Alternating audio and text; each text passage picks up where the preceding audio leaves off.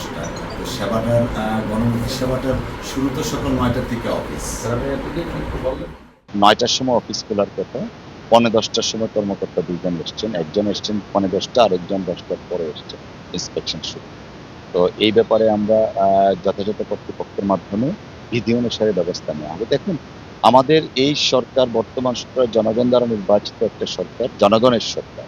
এবং আমাদের যে প্রথম চেয়ারে বসার সাথে সাথে আমাদের যে ঘোষণাটা ছিল যে crusade against corruption under the leadership of honourable prime minister জনাব তারেক রহমান সাহেব, আমরা সারা বাংলাদেশের প্রত্যেকটা ভূমি অফিসকে নিয়ে প্রশ্নবিদ্ধ আছে। অনেকের অভাব, অভিযোগ, অনুযোগ অনেক কিছু আছে। অনেক বিষয় এখানে আছে। করাপশনের এলিগেশনসটা তো 1 নম্বরে আছে। তো আমরা প্রধানমন্ত্রী জনাব তারেক রহমান সাহেবের নির্দেশে আমরা এই বিষয়গুলো অ্যাড্রেস করছি। আজকে এই ভূমি অফিস আমরা পরিদর্শন করেছি। কম বেশি রেগুলারিটিস আছে। আর সবচেয়ে বড় কথা যেটা, ভূমি অফিসের যারা সেবাদানকারী কর্মকর্তা থাকেন, তাদের সাথে সেবা গ্রহীতাদের একটা ব্যাপক গ্যাপ কাজ করছে।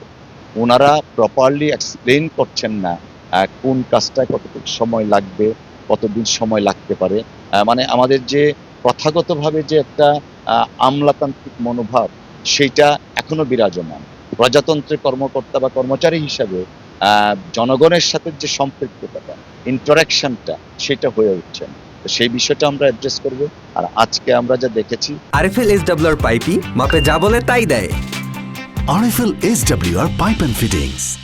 অফিসিয়াল কিছু সিক্রেসি ম্যাটার আছে, সেই জিনিসগুলো আমরা দেখব, দেখে বিধি অনুসারে ব্যবস্থা নিব। এবং আজকের এই আকস্মিক ভিজিট শুধুমাত্র সিদ্ধিরগঞ্জের মধ্যে সীমাবদ্ধ থাকবে না, বাংলাদেশের যে কোনো প্রান্তে, যে কোনো দিন, যে কোনো অফিসে আমরা যাব এবং এইভাবে একটা যেটা বলা হয় সারপ্রাইজ ভিজিট, সেটা আমরা অব্যাহত রাখব। আমরা কারাপশনের এগেনস্টে আমাদের যে ভূমিকা, অর্থাৎ আমাদের যে ঘোষণা জিরো টলারেন্স, জনাব তারেক রহমান সাহেব মাননীয় প্রধানমন্ত্রী ওনার নির্দেশে, সেটা আমরা অব্যাহত রাখবো। এবং এইটা বাংলাদেশের সরকার, জনগণের সরকার এবং জনগণ দ্বারা নির্বাচিত সরকার হিসাবে আমরা জিরো টলারেন্স এগেনস্ট করাপশন সেটা কার্যকর করবো ইনশাআল্লাহ।